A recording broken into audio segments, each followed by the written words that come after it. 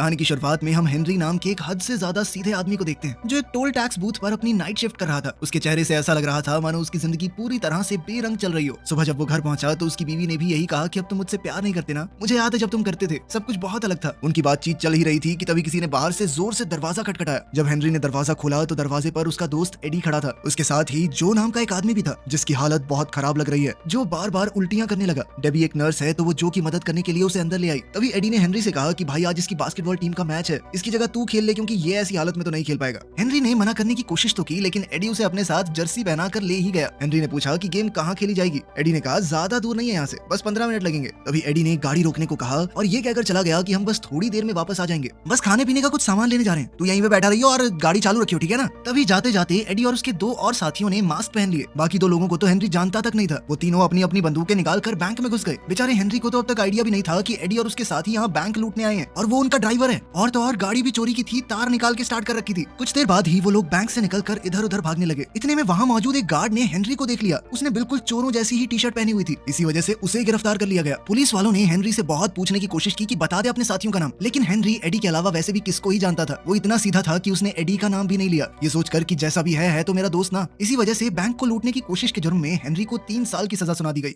Jail में जाते ही उसकी मुलाकात मैक्स से हुई। मैक्स हेनरी से बहुत अच्छे से बात करने लगा। अगले दिन नाश्ता करते वक्त मैक्स ने हेनरी से कहा कि यहाँ हर कैदी के कभी कुछ सपने हुआ करते थे, लेकिन फिर उनकी जिंदगी में कोई ना कोई अनहोनी हो गई और फिर यहाँ पहुंच गए। तुम्हारा सपना क्या है? हेनरी ने जवाब दिया कि मेरा कोई सपना नहीं है। ये सुनते हुए मैक्स ने कहा कि कोई भी सपना ना देखना तो सबसे बड़ा जुर्म है, तो बताओ क्या है तुम्हारा सपना? हेनरी ने फिर से वही जवाब दिया तो मैक्स ने कहा कि ऐसी जिंदगी का क्या फायदा जिसका कोई सपना ही ना हो। इसी तरह 6 महीने बीत गए। डेबी हेनरी से जेल में मिलने आई और कहा कि मुझे तुम्हें कुछ जरूरी बात बतानी है। डेबी ने उसे बताया कि मुझे किसी से प्यार हो गया है, लेकिन हेनरी ने बड़ा रखते हुए कहा कि कोई बात नहीं, मैं बस यही चाहता हूँ कि तुम खुश रहो, अगर मेरे साथ नहीं रह सकती तो किसी और के साथ ही सही। उधर मैक्स को अब जेल ही अपने घर जैसी लगती थी। सभी कैदी आपस में बातचीत करने लगे कि जब पिछली बार तुझे एक पैरोल ऑफिसर ने पूछा था कि अगर हम मैक्स तुम्हें बाहर निकाल दें तो तुम हमारे लिए क्या करोगे, तो तूने क्या जवाब दिया था मैक्स? जिस पर मैक्स ने जवाब दिया कि मैं तुम्हारे घर में घुसकर तुम्हारे कुत्ते को मार दूंगा, तुम्हारे घर को आग लगा दूंगा और वहाँ रहने वाली हर जिंदा चीज की जुबान काट लूंगा मैं। फिर बाद में हेनरी से पूछा गया कि तुम्हारा रिव्यू कब है, जिस पर हेनरी ने जवाब दिया अगले महीने। तभी एक कैदी ने कहा कि सबको यकीन है कि हेनरी शरीफ है। हेनरी ने भी कहा कि मैंने कोई गुनाह नहीं किया। इस पर मैक्स ने उससे कहा कि तुमने जेल में समय बिताया है तो तुम चाहे कुछ भी कहते रहो, बाहर सबको ऐसा ही लगेगा कि तुमने कोई तो जुर्म किया है। खैर जल्द ही हेनरी को जेल से छुट्टी मिल गई और सबसे पहले डेबी से मिलने गया, मगर जब जो ने दरवाजा खोला तो वो ये देखकर हैरान रह गया। और तो और डेबी के पेट में उसका बच्चा भी था। ये सब देखकर हेनरी मन ही मन सोचने लगा कि कैसे उसकी जिंदगी एकदम बदल गई। डेबी ने हेनरी को उसका पूरा सामान दिखाया और उससे पूछा कि अब तुम आगे क्या करने वाले हो। हेनरी ने कोई जवाब नहीं दिया और तभी जो वहाँ आया उसने हेनरी को एक बिजनेस का ऑफर दिया और कहा कि कोर्ट में मेरा नाम ना लेने के लिए शुक्रिया। मगर हेनरी ने कहा कि मैं तो तेरा नाम जानता ही नहीं और वहाँ से चुपचाप चला गया।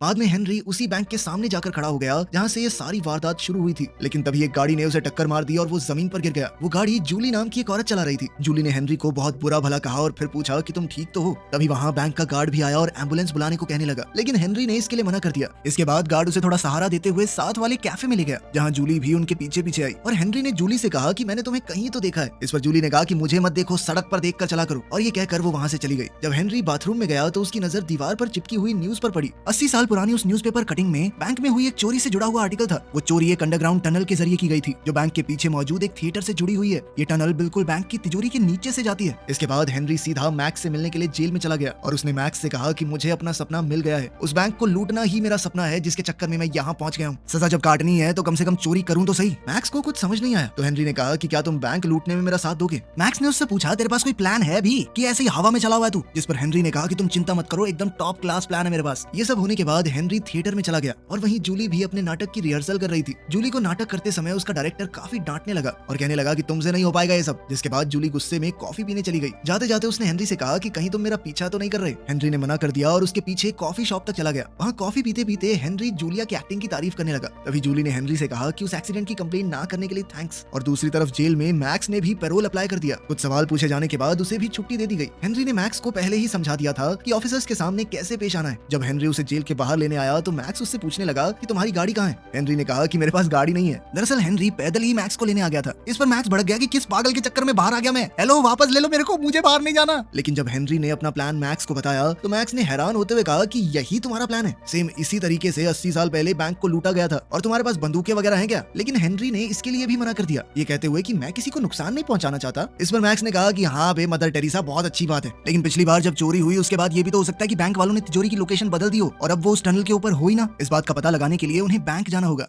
बैंक में जाकर वो वहाँ के असिस्टेंट मैनेजर से मिले। उन्हें अंदर जाते हुए बैंक के गार्ड ने बहुत ध्यान से देखा। मैक्स ने बैंक के असिस्टेंट मैनेजर से बातचीत करते हुए बड़ी ही चालाकी से ये बात कंफर्म कर ली कि जब से बैंक को बनाया गया है तब से उसकी तिजोरी को कभी भी अपनी जगह से हिलाया नहीं गया। उसने ये सब इतनी चालाकी से किया कि मैनेजर को घंटा शक नहीं हुआ, लेकिन गार्ड की नजर अब भी उनके ऊपर थी। इसके बाद दोनों उस टनल की जांच करने के लिए थिएटर में गए। वहाँ जूलिया हेनरी को फिर से देखकर हैरान हो गई और इस बार तो मैक्स भी उसके साथ था। लेकिन तभी मैक्स बोल पड़ा कि जब मैं जवान था तो मैंने यहाँ बहुत सारे प्लेस किए हैं, मैं हेनरी को यही दिखाने यहाँ लाया हूँ। आपको कोई एतराज तो नहीं अगर मैं थिएटर को अंदर से देख लूँ? अंदर जाते हुए जूली ने मैक्स से पूछा कि वो कौन कौन से नाटक यहाँ कर चुके हैं, तो मैक्स ने सीधा शेक्सपियर का नाम दे दिया। फिर मैक्स ने कहा कि मेरी यहाँ बहुत सी यादें हैं, तो मैं थिएटर का कोना कोना देखना चाहता हूँ, जिसके लिए मैक्स को परमिशन मिल भी गई। मैक्स के जाते ही जूली ने हेनरी से पूछा कि ये तुम्हारे पिता हैं क्या, जिस पर हेनरी ने जवाब दिया कि नहीं नहीं, अच्छा दोस्त है सिर्फ। दूसरी तरफ थिएटर का एक आदमी मैक्स को थिएटर दिखाते हुए टनल वाले दरवाजे के पास ले गया और मैक्स उसका जायजा लेने लगा। दूसरी तरफ जब जूलिया ने हेनरी से सवाल किया कि तुम क्या करते हो, तो हेनरी ने सीधा सीधा बता दिया कि मैं हाल ही में जेल से छूटा हूँ, अभी तो कुछ नहीं करता। जूलिया चौंक गई, जेल में क्यों थे तुमने कोई मर्डर वगैरह किया होगा ना? जिस पर हेनरी ने कहा कि एक लंबी कहानी है, फिर कभी सुनाऊंगा। जिसके बाद उन्होंने आज शाम को डिनर पर मिलने का प्लान बनाया। घर जाकर मैक्स ने हेनरी को बताया कि वो टनल एक ग्रीन रूम की दीवार से जाती है, तो हमें कुछ भी करके उस ग्रीन रूम को हथियाना पड़ेगा। लेकिन हेनरी का ध्यान तो सिर्फ तैयार होने में था, क्योंकि जूली के साथ डेट पर जो जाना है, और उसने मैक्स से पूछा कि मैं कैसा लग रहा हूँ। तो मैक्स ने हंसते हुए कहा कि हमेशा की तरह अपने जैसे ही लग रहे हो, और जाओ अपनी डेट एंजॉय करो, बाद में करेंगे प्लानिंग।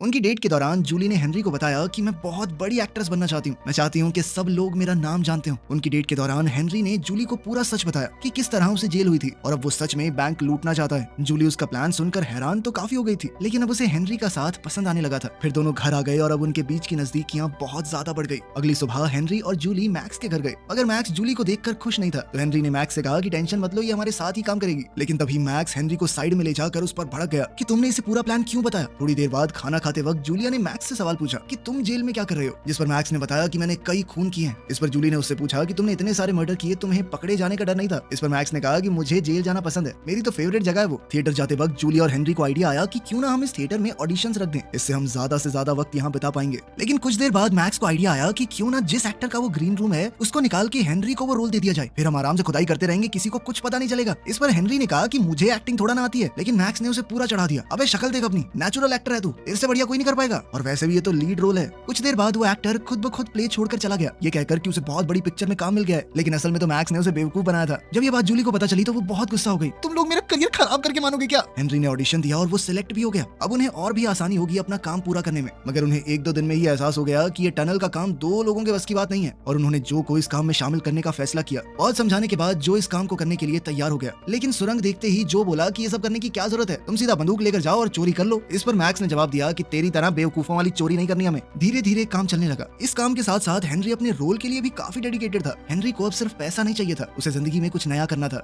एक रात जब वो अपना काम करके घर जा रहे थे तो उस बैंक वाले गार्ड ने उन्हें रोक लिया, जिसने हेनरी को गिरफ्तार किया था। पुलिस वाले ने कहा कि तुम वही हो ना जो बैंक लूटने वालों के साथ था, और अब भी मैंने तुम्हें बैंक के पीछे से कई बार थिएटर जाते हुए देखा है, मैं इस बार कोई गड़बड़ नहीं होने दूंगा। हेनरी ने पुलिस वाले को अपने साथ चलने को कहा और फिर गाड़ी को एक शांत जगह पर ले गया। हेनरी ने उससे पूछा कि तुम चाहते क्या हो, तो फ्रैंक ने बताया कि हर महीने एक बार एक ट्रक हमारे साथी पार्टनर बैंक्स में जाता है, सारी करेंसी को लेकर एक जगह इकट्ठा करता है। इस बैंक की तिजोरी में उस वक्त 100 करोड़ से भी ज्यादा रुपए रखे होते हैं। कोई बेवकूफी होगा जो बैंक को किसी और समय लूटने की कोशिश करेगा। मैं अंदर से तुम्हारा आदमी बनकर अलार्म सिस्टम में तुम्हारी मदद कर सकता हूँ। अगले दिन थिएटर में जूली के रोने वाले सीन के दौरान डायरेक्टर ने उससे कहा कि तुमने कभी किसी से प्यार नहीं किया ना, दिल नहीं टूटा तेरा कभी, यही तेरी दिक्कत है। बिना इस फीलिंग के तुम कभी एक महान एक्ट्रेस नहीं बन पाओगी। फिर 5 मिनट का ब्रेक हो गया। जूली बाथरूम में जाकर रोने लगी। हेनरी ने पूछा कि तुम ठीक तो हो ना? तभी जूली फूट फूट कर रोने लगी। उसने कहा कि हाँ, नहीं हुआ मुझे कभी किसी से प्यार, क्या करूं मैं, लेकिन एक्ट्रेस तो मुझे बनना है ना। इस पर हेनरी ने कहा कि तुम प्यार करती हो मुझसे, बस तुम्हें भी पता नहीं है, और मुझे यकीन है कि तुम बहुत बड़ी एक्ट्रेस बनोगी। फिर दोनों ने आगे बढ़कर एक दूसरे को चूम लिया। रात को मैक्स और हेनरी चोरी का प्लान तैयार कर रहे थे, तभी दरवाजे पर नॉक हुआ। हेनरी ने जैसे ही दरवाजा खोला तो उसने देखा कि जो और एडी खड़े थे। जो को देखकर ऐसा लग रहा था मानो उसकी छिताई की गई हो। तभी एडी ने हेनरी से कहा कि जो ने मुझे सब कुछ बता दिया है और अब मैं भी तुम्हारे प्लान में शामिल हूँ। लेकिन मैक्स को एडी बिल्कुल पसंद नहीं आया। उसने हेनरी से पूछा कौन है नमूना। एडी कहने लगा कि मुझे सब कुछ पता है, इसीलिए अब तुम्हारे पास कोई चारा नहीं है। मैक्स ने दोबारा पूछा कि कोई मुझे बताएगा ये उल्लू का पट्टा है कौन, लेकिन एडी तिल मिलाकर कहने लगा कि मैं इस प्लान में अंदर हूँ और तू बाहर बुड्ढे। मैक्स ने उसे सीधे तौर पर वहाँ से जाने के लिए कहा, लेकिन एडी ने मैक्स को दोबारा से बुढ़ा कहकर चिढ़ाया। तो इस बार मैक्स को गुस्सा आ गया, तो वो एडी की तरफ उसे मारने के लिए बढ़ने लगा, लेकिन हेनरी ने जैसे तैसे बीच बचाव किया।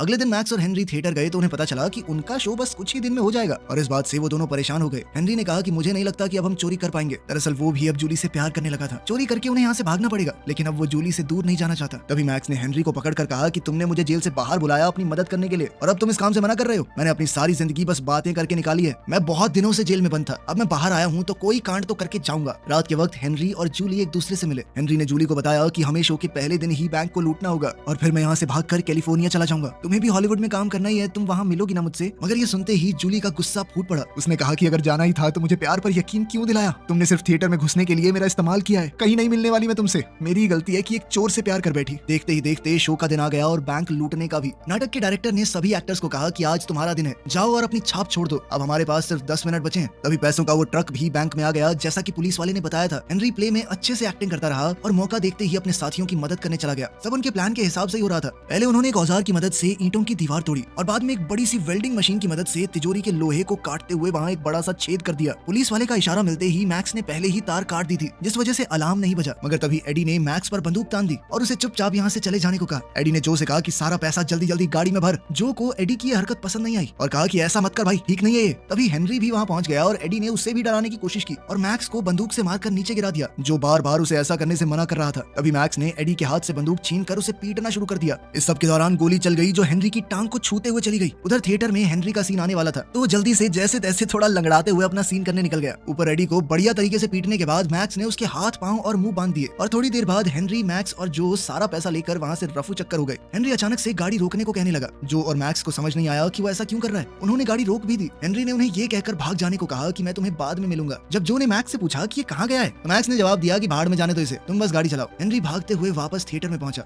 जूलिया स्टेज पर एक्टिंग कर रही थी। तभी हेनरी थोड़ा लंगड़ाते हुए जल्दी से स्टेज पर चढ़ गया। उसने जूलिया से कहा कि मैं तुमसे दूर नहीं जा सकता, मैं तुमसे सच में प्यार करता हूँ और तुम्हारे बिना नहीं रह पाऊंगा। उधर नाटक में भी ऐसा ही कुछ चल रहा था तो ऑडियंस को लगा कि वाह, ये लोग तो कुछ अलग कर रहे हैं, क्या सीन है। और वो सभी लोग जूलिया के हाँ बोलने का वेट करने लगे। तभी डायरेक्टर ने भी सारी लाइटें थोड़ी डिम कर दी और जूलिया को हाँ बोलने को कहा। अब जूलिया को भी यकीन हो गया था कि हेनरी सच में उससे प्यार करता है और एक लंबे सन्नाटे के बाद जूलिया ने हाँ तो नहीं कहा, लेकिन उसके चेहरे के हाव भाव ने सब कुछ जाहिर कर दिया। चलो आखिर में हीरो को हीरोइन मिल गई, पैसा तो वो ले ही लेगा। वीडियो पसंद आई तो लाइक कर देना, चैनल को सब्सक्राइब कर देना। मिलते हैं अगली वीडियो में।